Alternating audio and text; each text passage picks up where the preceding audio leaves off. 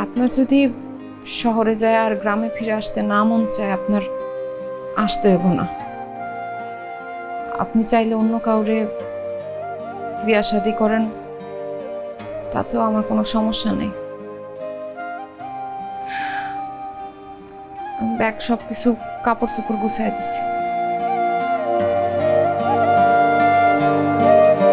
ভাবি, তুমি অন কাঁদতেছো কেন?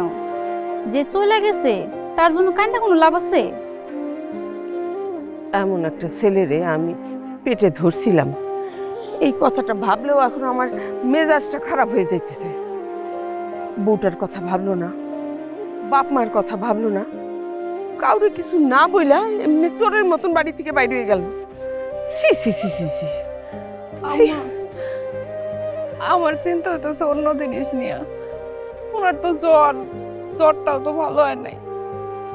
আচ্ছা ভাবি, তুমি আবার ভাইয়েরা কাপড় চোপড় গুছাই দিছো কেন? আমার স্বামী যদি এমন হইতো, আমি জীবনও তার কাপড় চোপড় গুছাই দিতাম না। আর তার সাথে সংসার করা তো অনেক দূরের কথা। আমার ভাই হচ্ছে তাতে কি, আমার ভাই একটা অসভ্য নাম্বার 1। নালে কি তোমার সাথে এরকম খারাপ আচরণ করে? অসভ্য বদমাইশের বাচ্চা, বদমাইশ। ঠিকই বলছো মা। থাক ভাবি, তুমি আর কাঁদো না।